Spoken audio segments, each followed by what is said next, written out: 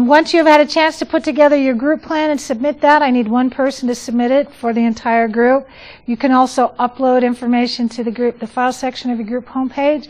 The next thing that you need to do is schedule a client meeting. You don't have to know what the questions are. I mean, your first group plan is saying, what are the questions going to be? Who's going to compile the list?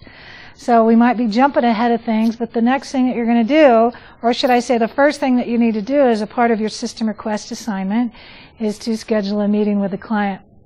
You can schedule it any time that your group organizes it, and then take the time to read through the client document and compile a group of questions among the entire group. So what I want to do is quickly show you how to use the Canvas scheduler to sign up for a group meeting. And so you may or may not know that Canvas has a calendar. It has all the due dates of all the assignments for all the posted Canvas courses you're currently enrolled in. It's only as accurate as the teachers who use it, and the due dates on the assignments that they have posted. So I'm going to click on the schedule. Let me go back. If I click on the calendar, it allows me to see my agenda, and there's also something called a scheduler.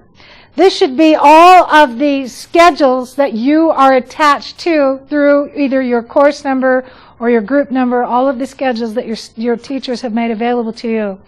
It looks like the only one that I have access to is something called CS2450 Client Meeting. It gives some details of this particular scheduler.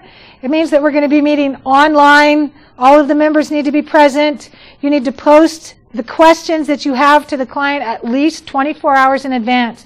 You're going to upload them to the file section of your group homepage. And so once your group has coordinated a time when all of the members are able to be present, I can come out to the scheduler.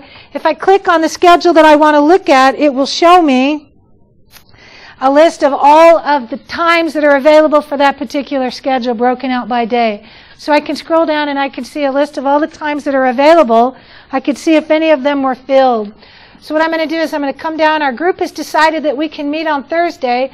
I see the teacher is available from 1:35 to 4, and then from 7:30 to 9:45.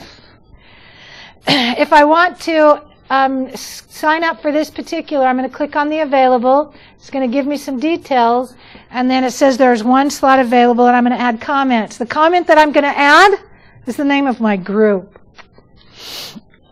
Our group is Tigers. I don't know, the Tigers. Ultimately, I'm going to challenge you to name your group. But for now, your group, I believe 11, 12, 13, and 14. This is to differentiate you from the online group that is also have access to the same scheduler. This is, I couldn't tie it to your group name. I could only tie it to students because I have two courses looking at the same calendar, because I didn't want there to be collisions in the events. And so both the online and the in-person groups are using the same scheduler. That's why I need one member of your group to go out and tell me the name of your group, whatever that group name is. And so then I'm going to click the reserve button. And then that particular time slot is now going to be reserved. When I look at it, it's going to say that it's reserved. It'll tell me that I'm signed up for this time. You have the ability to sign up for multiple time slots, but there can only be one group or one person in a time slot. Now it says that it's reserved, so I can see that that one's no longer available. One of the things that you can do for a group that you have reserved yourselves is you can cancel that reservation. If you say, oh no, I didn't mean to that day, I didn't mean it to actually be on that day, I'm going to unreserve it, and then I can reschedule it under that time or a different time. All right, I know this works because people have deleted meetings on me before, so I know this functionality works, but it seems to be hanging up on me here. So you can unreserve it, you can take it out, and then you can go back and reserve it again if your group decides, or reserve another time. So you can sign up for as many meetings or time slots as you want, but I need one person in the group it needs to be coordinated among your group and just one person. As I said before, for this particular in-person class, you can schedule your meetings, your client meetings, not the first one, but any of them after that, because they might be quick 5-minute things. We'll go into the library, we'll find an unused conference room in the library, and we'll meet for 5 or 10 minutes, however many questions that you have. The first one might be longer, so I've scheduled them 45 minutes. They should probably never last longer than 20 or 30 minutes, but I have scheduled the groups 45 minutes long. And